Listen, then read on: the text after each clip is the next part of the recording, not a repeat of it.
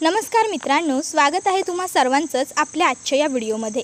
आजच्या आपल्या या व्हिडिओमध्ये आपण जाणून घेणार आहोत लक्ष्मी निवास या मालिकेच्या आजच्या भागाचे लेटेस्ट त्याचबरोबर इंटरेस्टिंग अपडेट। त्यामुळे पटापट व्हिडिओला लाईक करा, तसेच चॅनलला सबस्क्राइब करून बेल आयकॉन आठवणीने प्रेस करा, जेणेकरून तुम्हाला पुढच्या प्रत्येक एपिसोडचं नोटिफिकेशन मिळत जाईल आणि सर्व व्हिडिओंचा आनंद हा अगदी उत्तम पद्धतीने घेता येईल।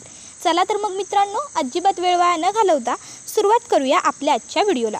तर आता आपण इथे पाहतो की सिद्धिराजच्या घरामध्ये बरेच लोक बसलेले असतात आणि आता सिद्धिराजचे वडील हे सांगत असतात की आपण सभेमध्येच पूर्वीच्या आणि सिद्धूच्या लग्नाची घोषणा करून टाकायची। तर दुसरीकडे जान्हवीने खीर बनवलेली असते आणि तिने ती बाहेरचे वॉचमन दादा असतात त्यांना आणूनही दिलेली असते। आता ती खीर खाऊन वॉचमन दादा सांगतात की खरंच मॅडम, खूप छान टेस्टी खीर तुम्ही बनवलेली आहे। इतकी वर्ष मी इथे काम करतोय, पण एवढ्या प्रेमाने आपुलकीने कोणीही मला काही दिलेलं नाही आहे। खरंच थँक्यू सो मच। त्यावर जान्हवी ही त्याला म्हणत असते, अहो दादा, तुम्ही मला कसले थँक्स म्हणताय? उलट मी तुम्हाला थँक्यू म्हटलं पाहिजे, कारण तुम्ही मी दिलेला पदार्थ एवढ्या आवडीने खाल्लात आणि त्याला मला दातसुद्धा दिलीत, त्यामुळे खरंच थँक्यू। आता मी बनवलेली खीर जयंतलासुद्धा अशीच आवडू देत असा विचार जान्हवी करत असते। त्यानंतर आता ती तिकडनं आतमध्ये गेलेली असते। इतक्यात त्या ठिकाणी जयंत आलेला असतो। जयंत वॉचमन दादांना विचारतो की मॅडम कुठे बाहेर गेल्या होत्या का आज दिवसभरात? त्यावर लगेचच आता तो सांगायला लागतो की नाही मॅडम, आज दिवसभर घरीच होत्या। तर दुसरीकडे आता सिद्धिराज हा विचार करत असतो की जर माझ्या आणि पूर्वीच्या लग्नाची अनाउन्समेंट ही सभेमध्ये झाली तर खूप मोठी गडबड होऊन जाईल। मला भावना मॅडमना कायमचं विसरावं लागेल। मी काय करू आता आणि काय नाही? आता सिद्धिराजला खूप मोठ्या धर्मसंकटात सापडल्यासारखं झालेलं असतं। मग काय, आपल्या सिद्धिराजचा एकमेव उपाय म्हणजे आपली भावना। सिद्धिराज पटकन भावनाला कॉल करतो आणि म्हणत असतो, भावना मॅडम, मला ना तुमची एक मदत हवी आहे। भावना म्हणते, बोला ना। सिद्धिराज म्हणत असतो की माझा ना एक मित्र आहे, त्याने त्याच्या जवळच्या व्यक्तींपासून एक खूप महत्त्वाची गोष्ट लपवून ठेवली आहे। त्यांना ती गोष्ट सांगायची आहे, पण ते सांगितल्यानंतर कदाचित ते त्याच्यापासून दुरावले जातील अशी त्याला भीती वाटते, म्हणून तो त्यांच्यापासून ती गोष्ट लपवतोय। मग त्याने आता काय करायचं? त्यावर भावना त्याला समजावून सांगते की तुम्ही एक काम करा, तुमच्या मित्राला सांगा की बिनधास्तपणे बिनघोरपणे घरातल्या सगळ्यांना, तू ज्यांच्यापासून लपवलंयस त्या सगळ्यांना ती गोष्ट सांगून टाक, कारण तू त्यांच्यापासून जी गोष्ट लपवली आहेस ना त्यामुळे ऑलरेडी त्यांची फसवणूक होतीये। जे काही व्हायचंय ते होऊन जाऊ दे, पण तू त्यांना सगळं काही खरं सांगून टाक। त्याबरोबर आता सिद्धिराज हा पुढे म्हणत असतो की जर मी तुमच्याशी काही खोटं बोललो तर तुम्ही मला समजून घ्याल का? त्यावर भावना ही त्याला सांगत असते की का नाही घेणार, नक्की घेईन, मी तुम्हाला समजून घेईन मिस्टर गाडे पाटील। त्याबरोबर पुढे ती म्हणत असते की माझा विश्वास आहे तुमच्यावर, तुम्ही तुमच्या मित्रालासुद्धा अगदी बिनधास्तपणे सांगून टाका की तू तुझ्या माणसांबरोबर सगळं काही खरं बोलून टाक, जे काही व्हायचं आहे ते एकदाचं होऊन जाऊ देत। त्यानंतर आता भावना फोन कट करते आणि म्हणत असते, सिद्धिराज पण ना काही बोलतील, हे एवढे स्वतः समजूतदार आहेत, हे का कोणाला फसवतील किंवा काय यांना समजून घ्यायची वेळ तरी येईल? तर दुसरीकडे आता मंगल ही घरी आलेली असते आणि आता ती आईला म्हणत असते, काय गाई, तुम्ही लोकांनी लग्न केलं व्यंकीचं आणि मला साधं बोलवलंसुद्धा नाही का? पूजासुद्धा केली आणि मला सांगितलं नाही? अगं, रक्ताचा नसला तरीसुद्धा भाऊच आहे ना तो माझा, मला काय बरं वाटलं नसतं का? मी आले नसते का? त्याबरोबर आता इकडे वहिनी सांगत असते की अहो ताई, काय झालं ते लग्न ना खूप घाई गडबडीत झालं आणि पूजासुद्धा आम्ही घरच्या घरी घाईतच केली, त्यामुळे तुम्हाला सांगता नाही आलं। इतक्यात तिथे व्यंकीची बायको म्हणजेच आरती आलेली असते। आता आरती ही मंगलला बघते आणि म्हणते, पाया पडते वंश, आणि लगेचच आता ती मंगलच्या पाया पडते। पाया पडत असताना तिच्या कानातलं सोन्याचं झुमकं मंगल पाहते आणि म्हणायला लागते, अगं बाई, सोन्याचं झुमकं, बापरे, काय गं, गरीब आहेस ना तू, मग हे सगळं बरं जमतं तुम्हाला? त्याबरोबर आता ती बिचारी काही बोलणार इतक्यात आईच सांगते, मंगल अगं हळू, काय करतेस तू, त्रास होईल तिला।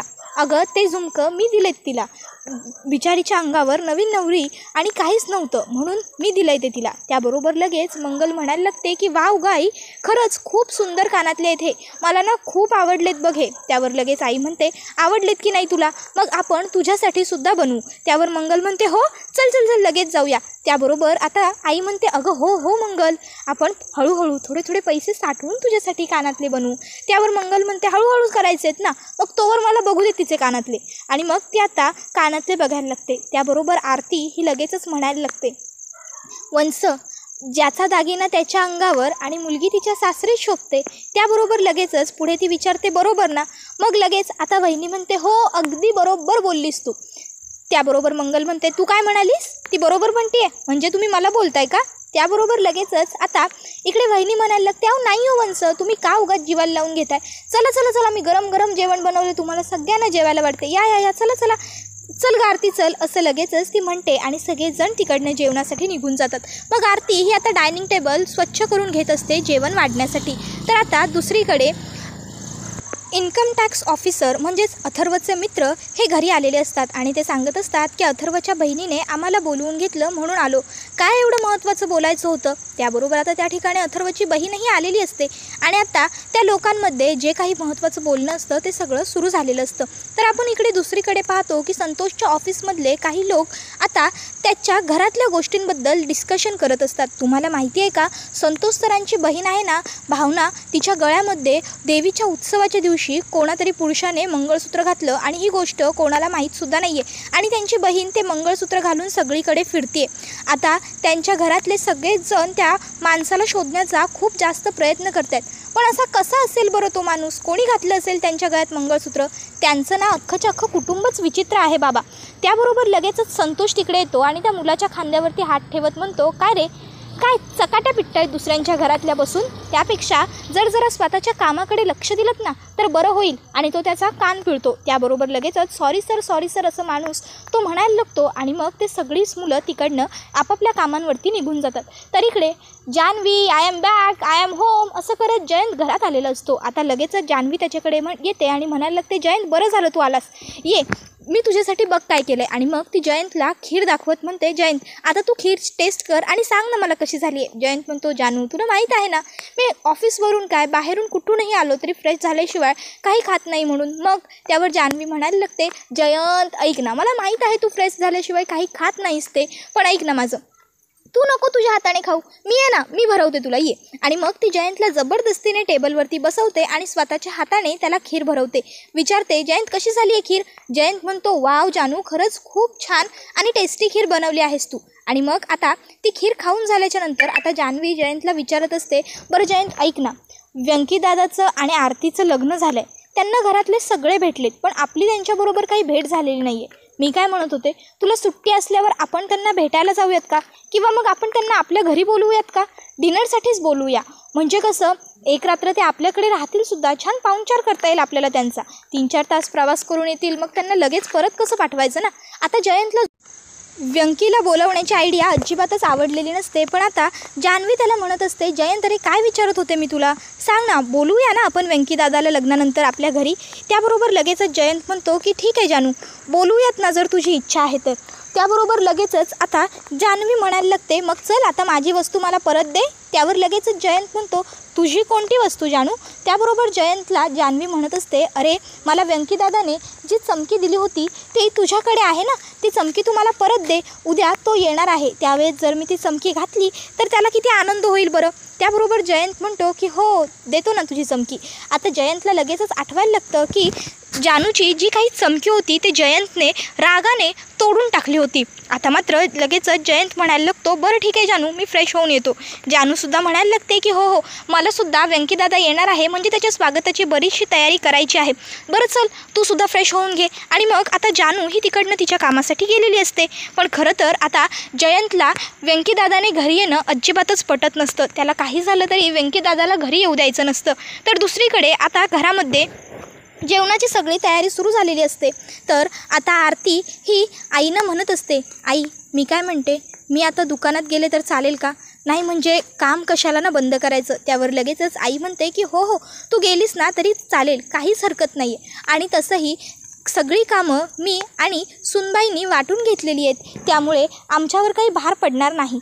तू जा तुझ्या कामाला. आणि आपल्या घरामध्ये प्रत्येकाला त्याचं काम त्याच्या पद्धतीने स्वतंत्रपणे करण्याची मुभा आहे.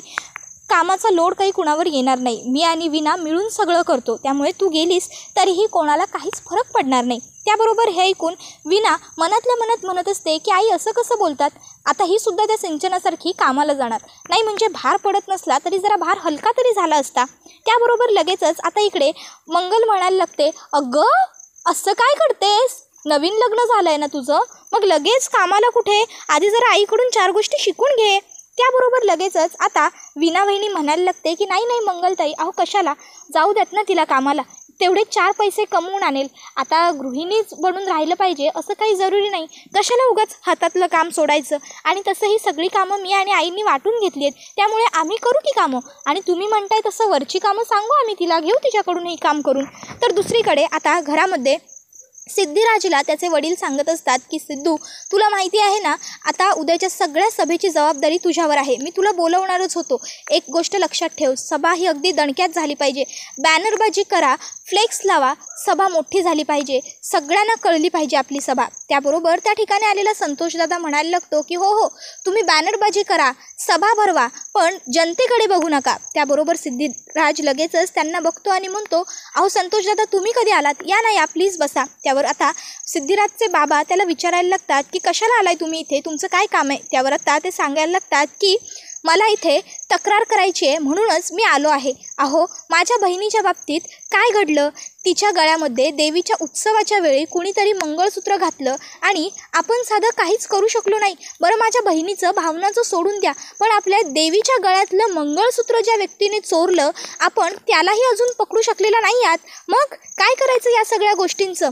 त्याबरोबर मात्र आता लगेचच ते सगळेजण विचार करायला लागतात आणि गंभीर झालेले असतात. त्याबरोबर संतोषदादा म्हणायला लागतो, मी खरं सांगू का, मला तर असं वाटतं ना की तुमच्या स्वतःच्या घरात सुद्धा लक्ष नाही आहे. त्यामुळे तुमच्या मुलाचे फोटो हे असे पेपरमध्ये छापून येतात. आता संतोषदादाने तुमच्या मुलाचे फोटो हे असे पेपरमध्ये छापून येतात असं म्हटल्याबरोबर सिद्धिराजच्या वडिलांना खूप जास्त राग आलेला असतो आणि आता ते खूप जास्त चिडलेले असतात. तर दुसरीकडे आता सिद्धिराज हा मनातल्या मनात म्हणत असतो की दादा, अरे काय गरज होती तुला इथे येऊन ह्या सगळ्या गोष्टी बोलण्याची?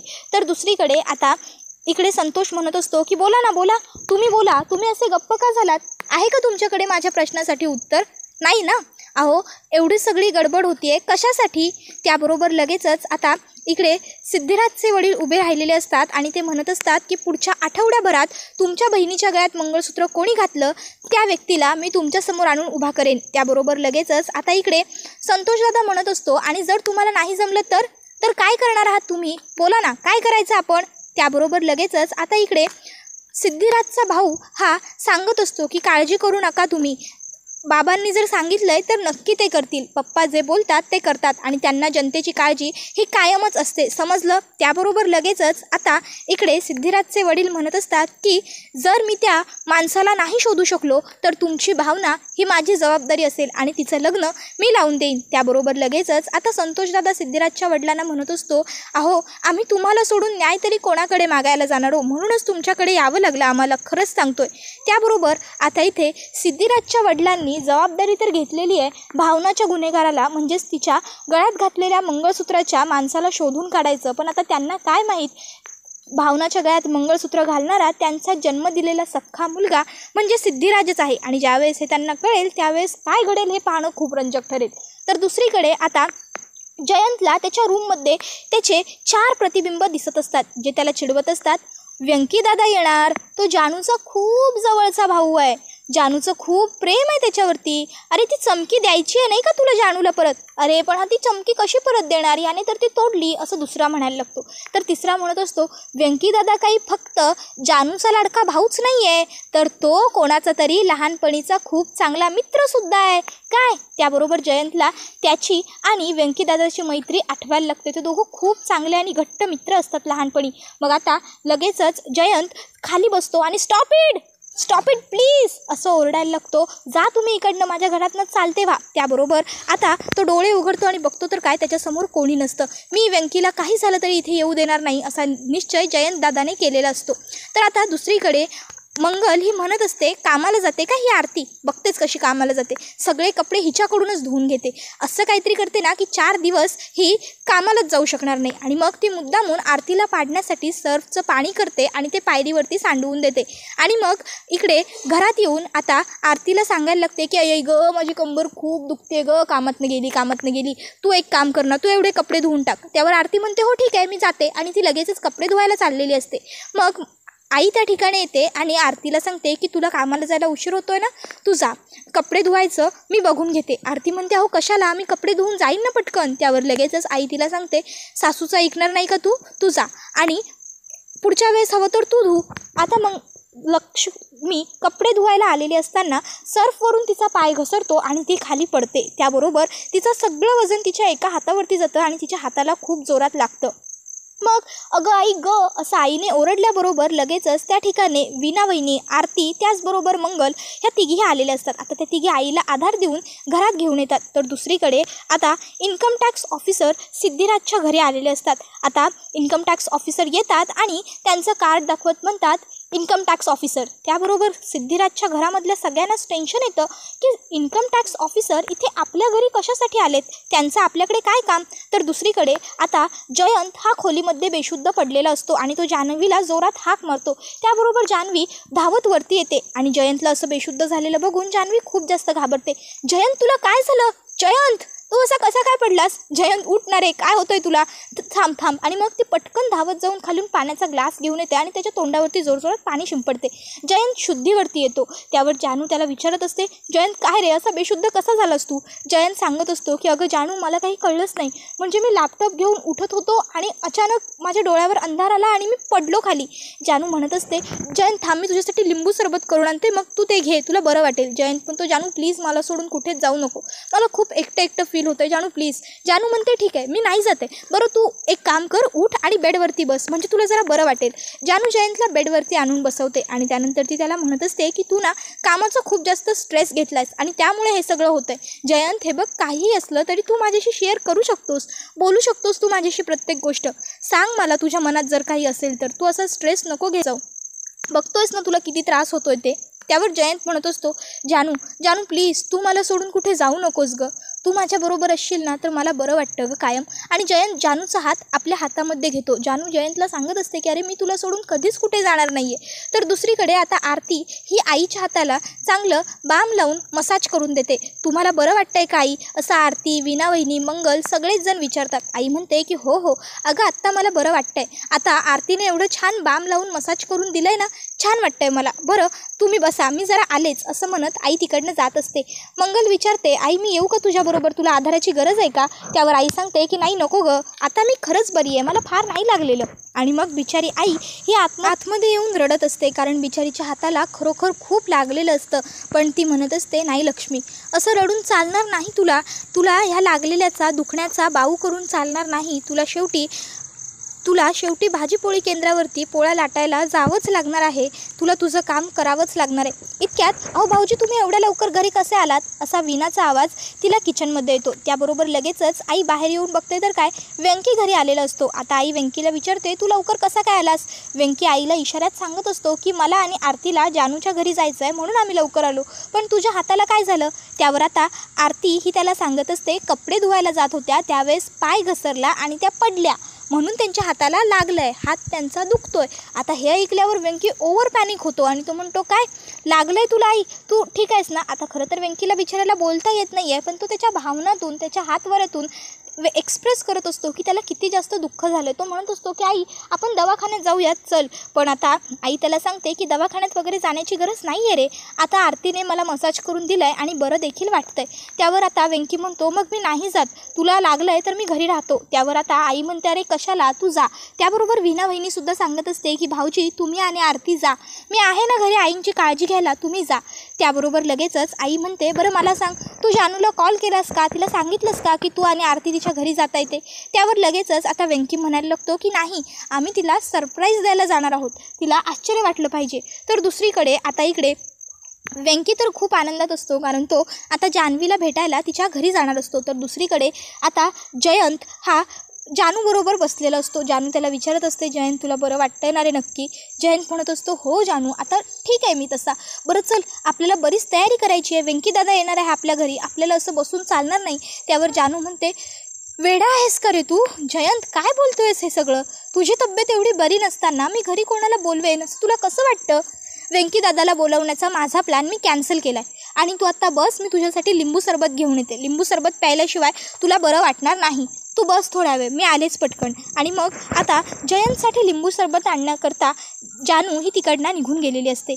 पण आता जयंतने हे सगळं आणि सगळं फक्त निव्वळ नाटक केलेलं असतं, जयंतला काही देखील झालेलं नसतं. आता जयंत लगेचच म्हणायला लागतो, जानू प्लॅन तू कॅन्सल केलास म्हणजे आता काही व्यंकी दादा घरी येत नाही.